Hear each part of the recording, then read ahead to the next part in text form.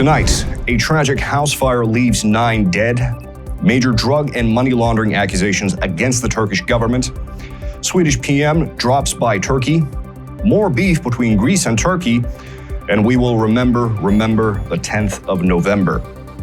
Our guest tonight, among many other esteemed titles, former diplomat and ambassador to Sweden, Mr. Selim Kuneralp. I am Murat, Türsan, and this is This Week in Turkey.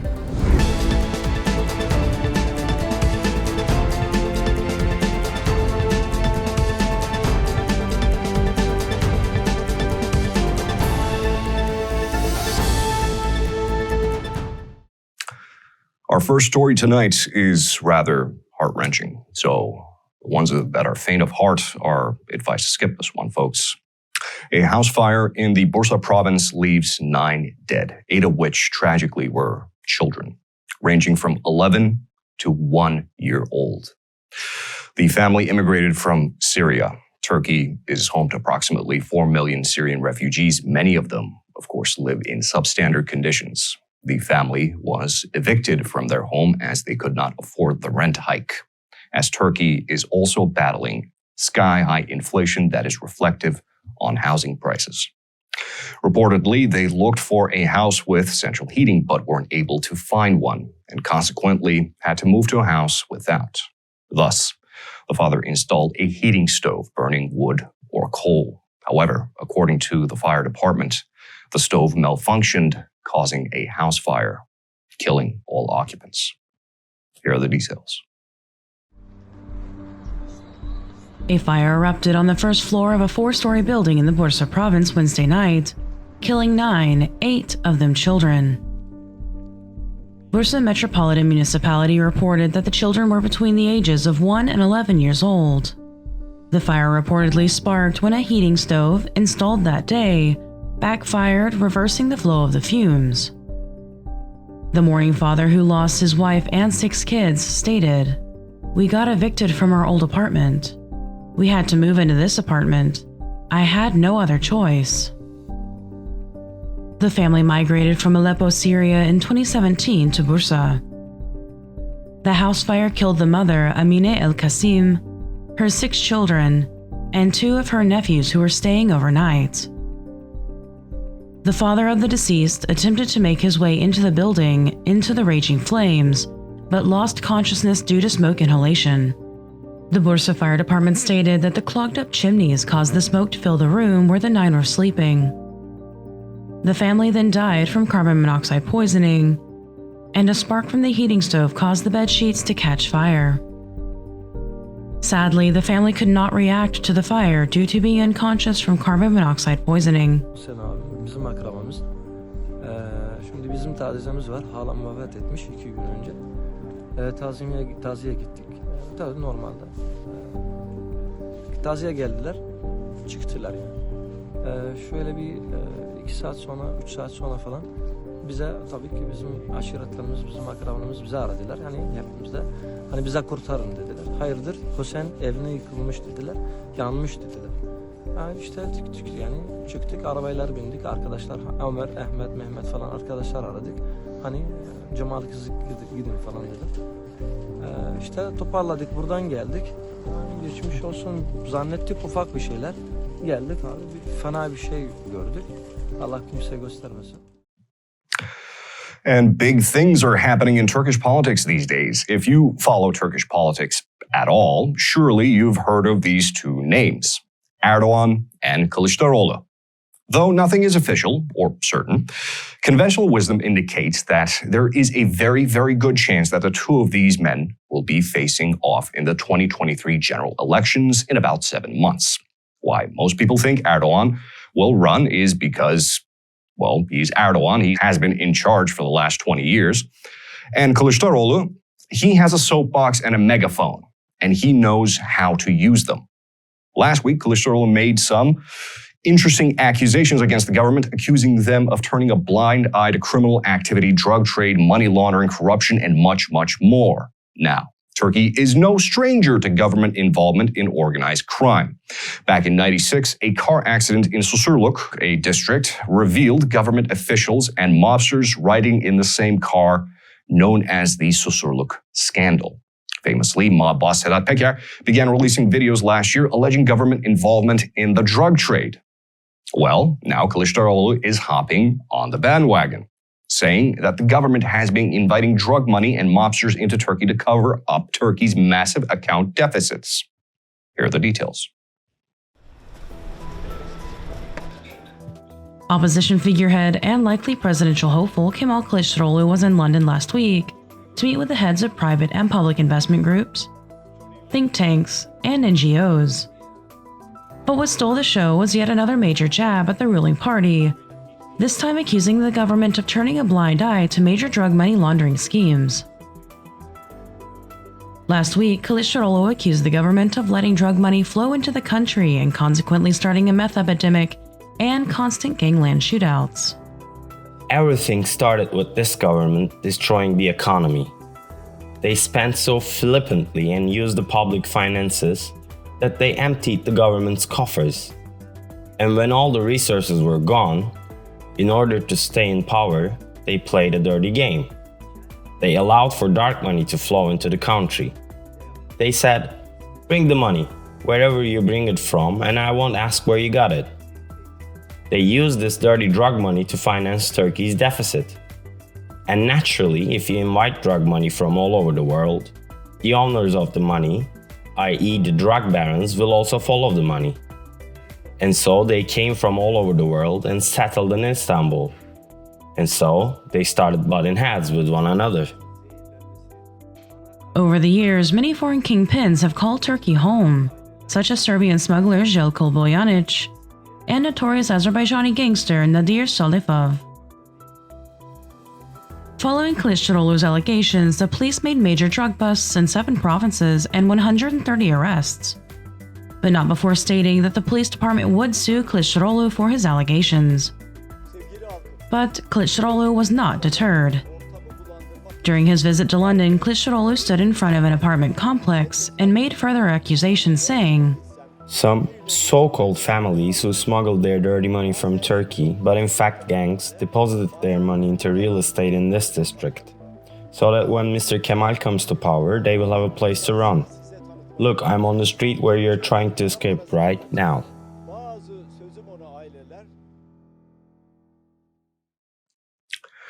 And this week, the newly elected Swedish PM Ulf Kristersson was in the capital.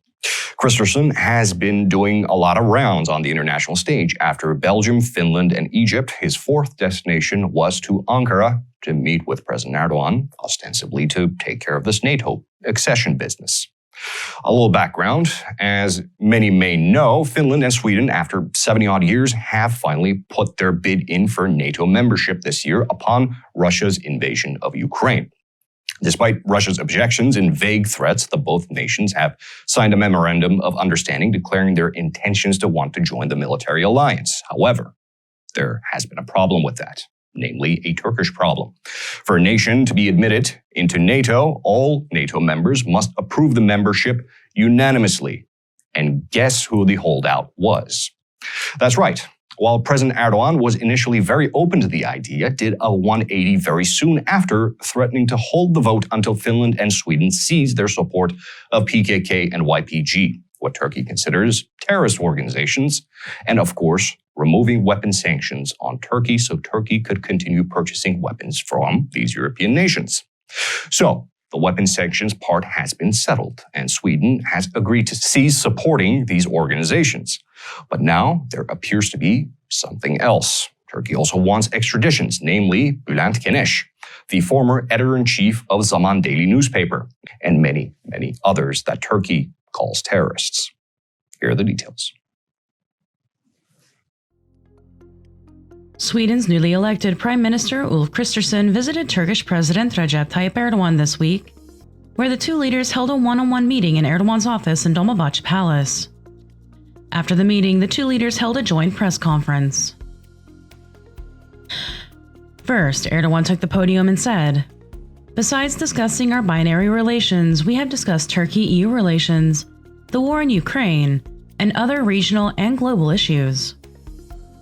Turkey has always supported the open door policy of NATO. This is why we have lit the green light for Sweden and Finland's membership application to the alliance back in Madrid. We understand the security concerns of Sweden.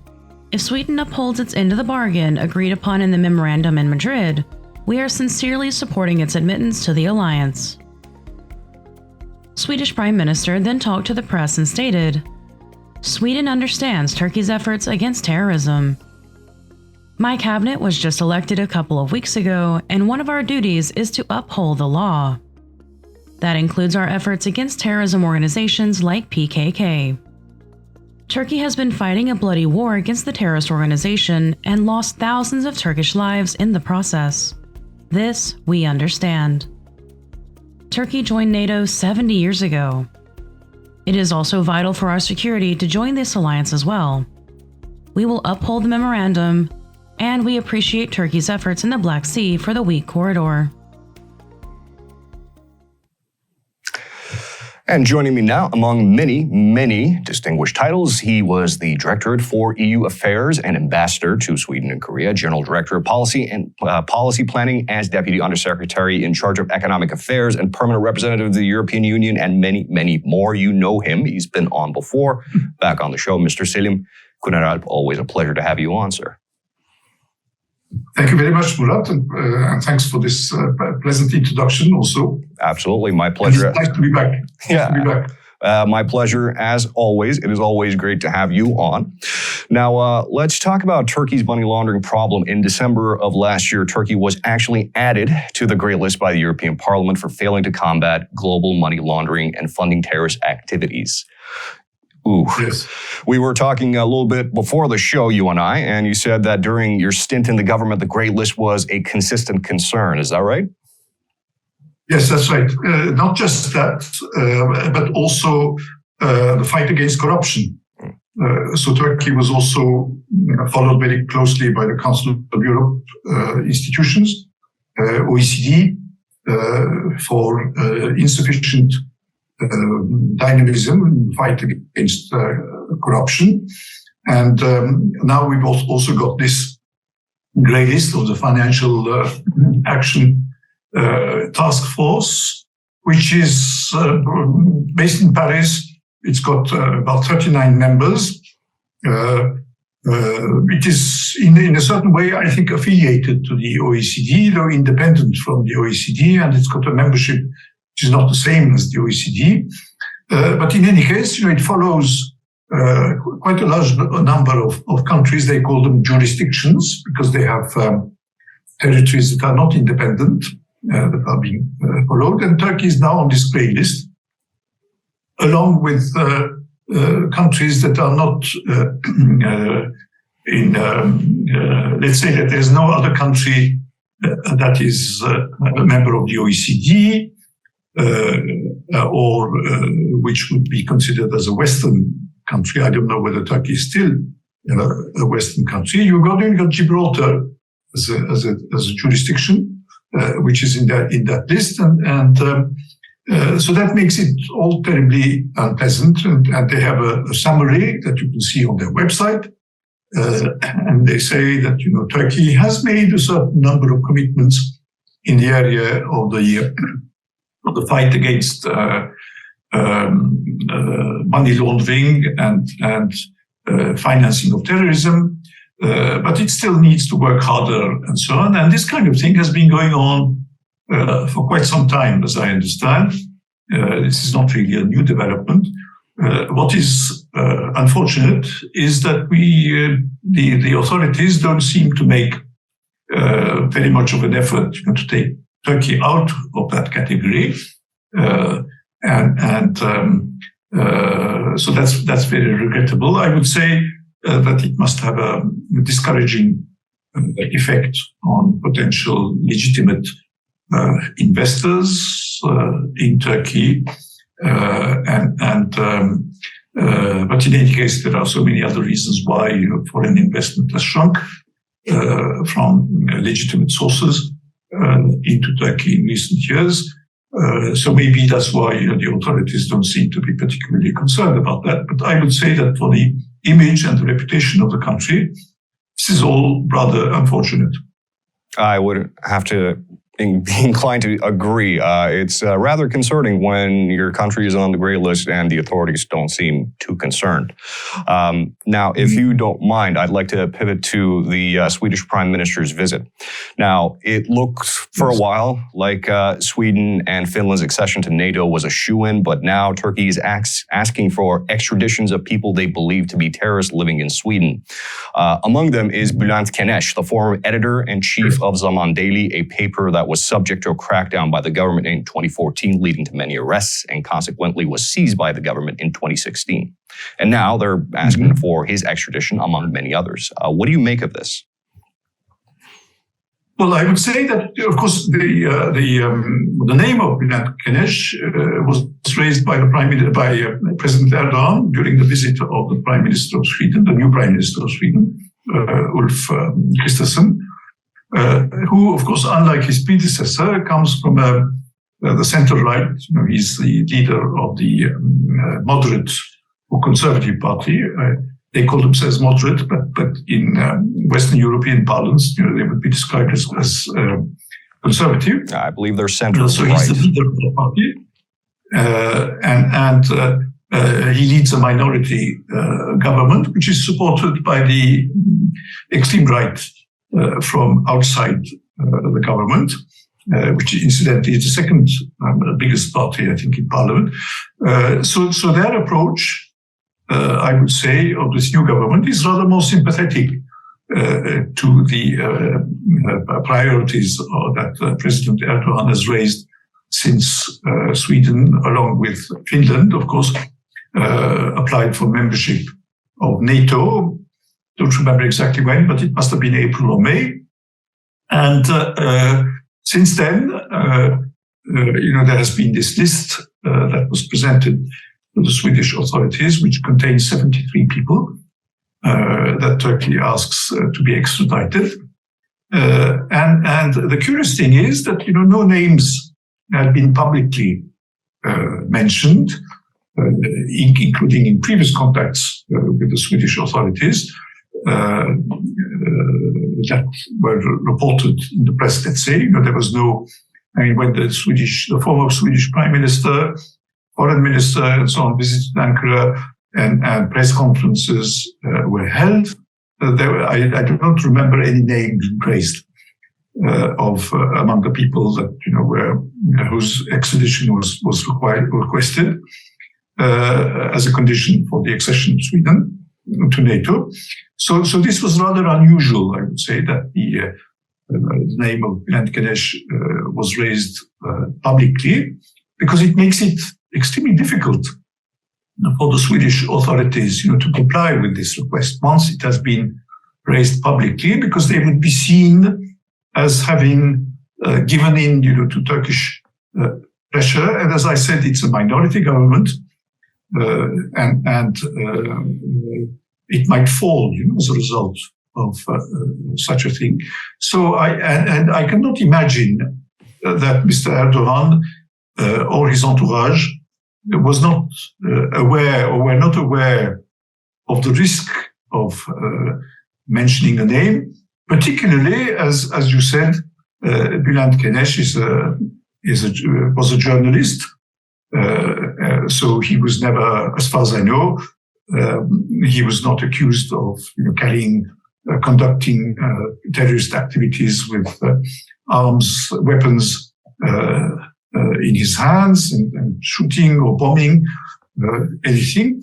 I understand that one of the main grievances against him is that he insulted the president,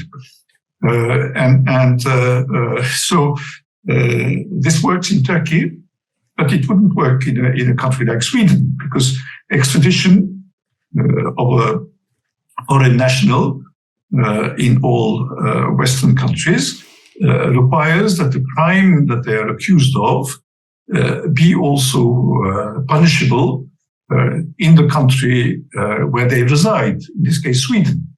So I don't think that insulting a political figure is a punishable offense in Sweden, and I don't think that this man, whom I don't know, was accused of, I haven't heard that he was accused of anything else. He was apparently arrested in Turkey and released after having been arrested. So why, his name was selected particularly, I don't know. And the more time passes, the more I wonder whether the administration in Ankara is really interested in the extradition of these people, or do they use these requests as a pretext to block the accession of Sweden to NATO? As you know, Turkey is now completely dependent economically or financially, I should say, on Russia.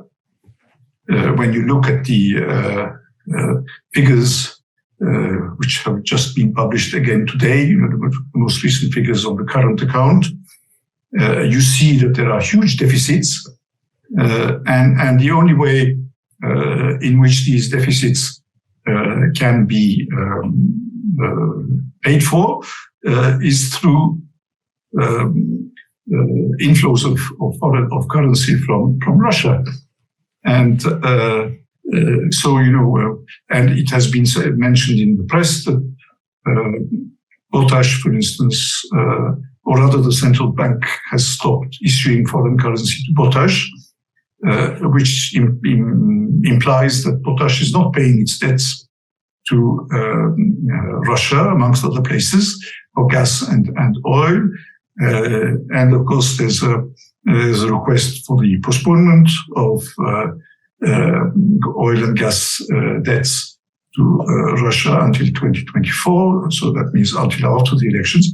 So there seems to be quite a lot of foreign currency flying around, and which explains why the rate of exchange in Turkey has remained stable for quite some time, and so for all these reasons, there's a lot of dependence of the administration on Russia, and President Putin doesn't hide that he would want President Erdogan to be re-elected next year, and he's ready, clearly to help, and he's providing this help.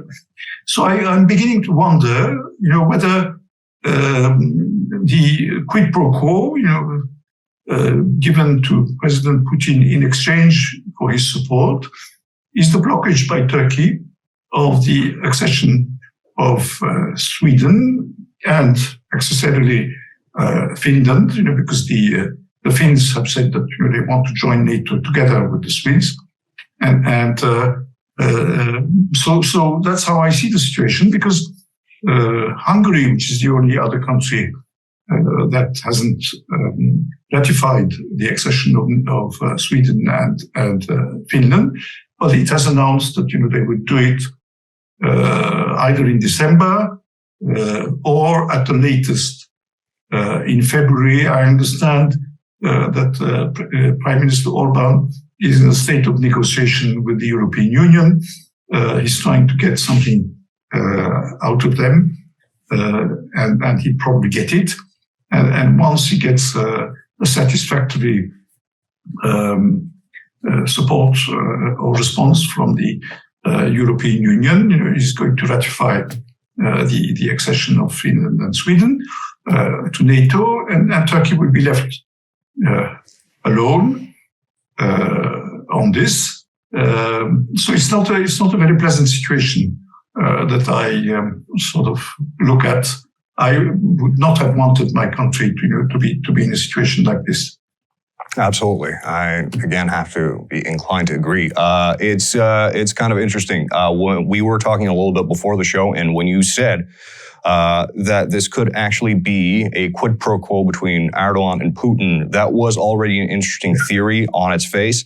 But now that you've expanded on it, I'm kind of seeing that all this drug money, gray list, quid pro quos, it's all coming back full circle to Turkey's massive deficit problem. That really kind of opened my eyes a little bit. Mr. Kuneralp. I'm glad that I've been of help. But this is also something that worries me. Mm-hmm. No, that Turkey is seen as supporting more illicit traffic of foreign currency from Russia, or capital from Russia, at a time when the West and not just the West but many other countries are taking action against Russia. So the whole thing is rather disagreeable, let's say. Disagreeable. That is the politically correct word. Mr. Kuneralp, thank you so much for breaking down and being able to join us. It's always a pleasure to have you on. Thank you. I look forward to next time. Next time it is. And of course, we've got more beef between Turkey and Greece, but it looks like Greek PM Mitsotakis has sort of stopped taking it seriously. As Mr. Kuneralp previously said in a previous broadcast, no one thinks that Turkey and Greece will get into a shooting war. They are, after all, both NATO members, and they have territorial disagreements and threaten each other as a matter of course. But there are also very good reasons not to go to war. Namely, there's barely anything to be gained and everything to be lost. And escalations are usually seen as a way of distracting the populace by most experts.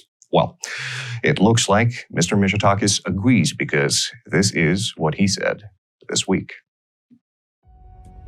President Erdogan and Greek Prime Minister Kyriakos Mitsotakis have a long-running feud between them.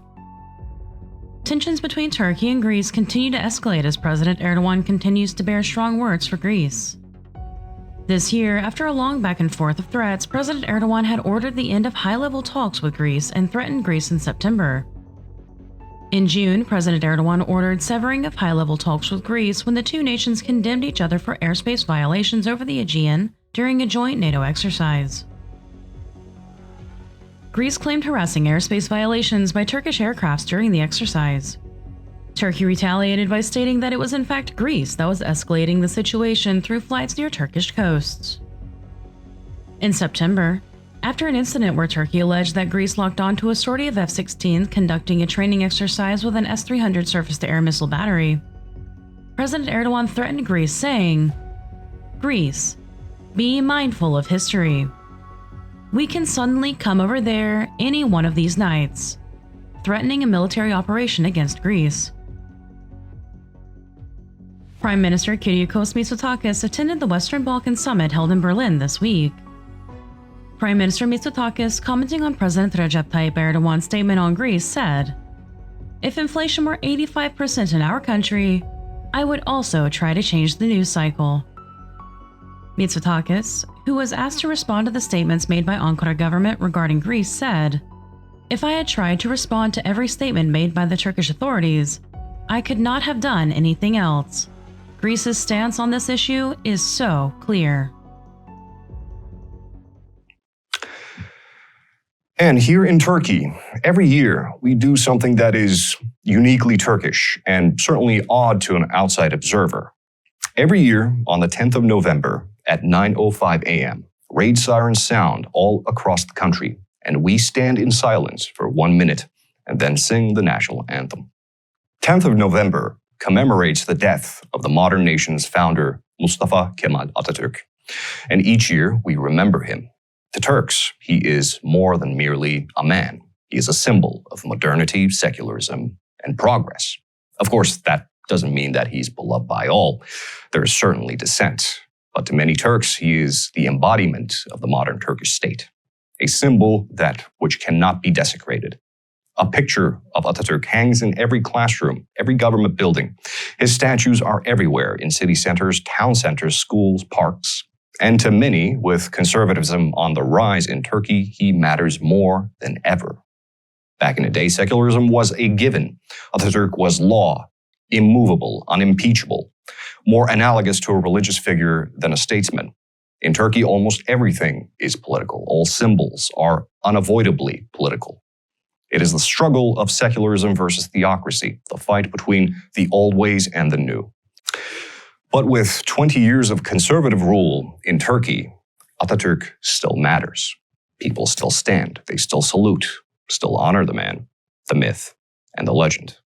And on this day, we salute Mustafa Kemal Atatürk, the founder of the modern state. And with that said, that's it for us in This Week in Turkey. I have been Murat Türsan, and thank you for joining us.